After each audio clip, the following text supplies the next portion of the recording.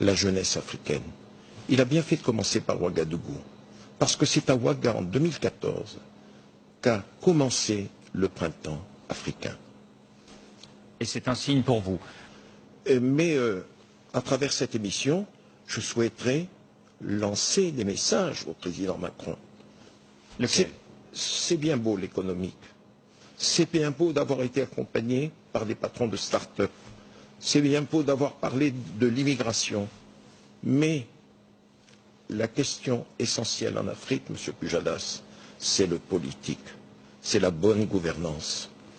Les colonies africaines ont donné à la France, en 14-18, en 39-45, des centaines de milliers de soldats qui sont morts pour la sauvegarde de la liberté, au profit de notre pays et de l'Occident.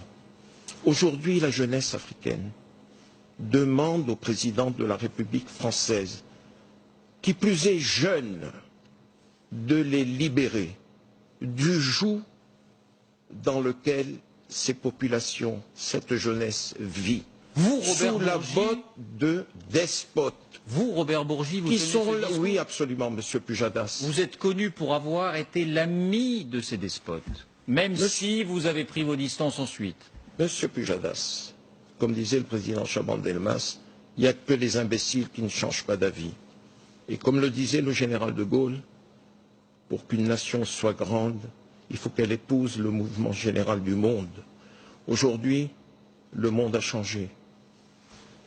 Le mondialisme exige des choses qui n'étaient pas possibles auparavant. L'Afrique doit muer d'un point de vue politique. L'Afrique attend de la France qu'elle pèse de son poids sur ces présidents africains qui restent 10, 15, 20, 30 ans, 40 ans, 50 ans au pouvoir. Monsieur Pujadas, le président Macron n'était pas né quand certains de ses chefs d'État étaient déjà au pouvoir. Bonsoir Fabien. Bonsoir David.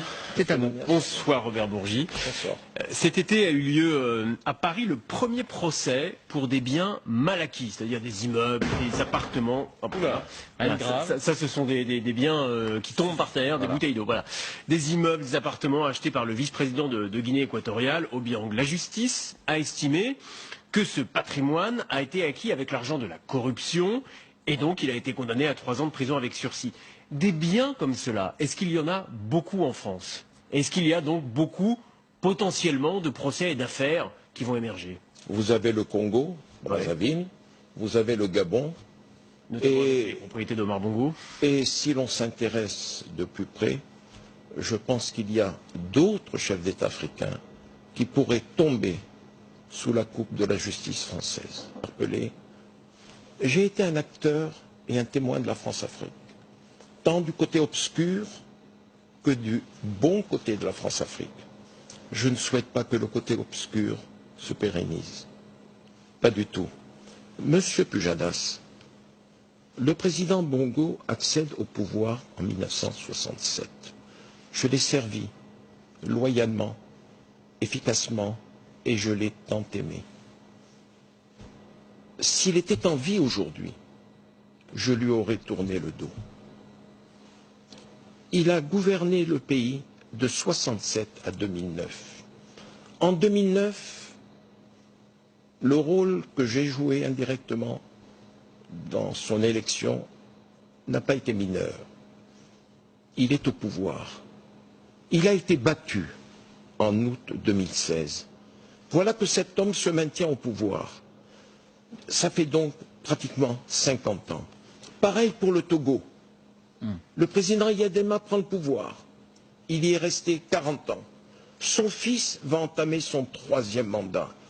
Il y a des manifestations, des soulèvements dans tout le pays, des massacres, et la France ne bouge pas. C'est pour cela qu'au début de mon propos, je disais que le président Macron a un devoir vis-à-vis de toutes les populations africaines, de toute la jeunesse africaine qui attendent beaucoup de lui. Il est jeune et ses semelles ne sont pas plombées par ce que l'on appelait la France-Afrique. Et on lui dira facilement que c'est de l'ingérence. Si la France intervient dans les choix politiques des pays d'Afrique, elle sera considérée comme une ingérence, cette action-là. S'il a le mandat de l'ONU, un mandat international, comme l'a fait le président Sarkozy en Côte d'Ivoire, pour envoyer Laurent Gbagbo à La Haye, c'est pas difficile. Il prend le téléphone, il appelle le secrétaire général des Nations Unies, il appelle l'Union européenne, mandat lui est donné, il dégage.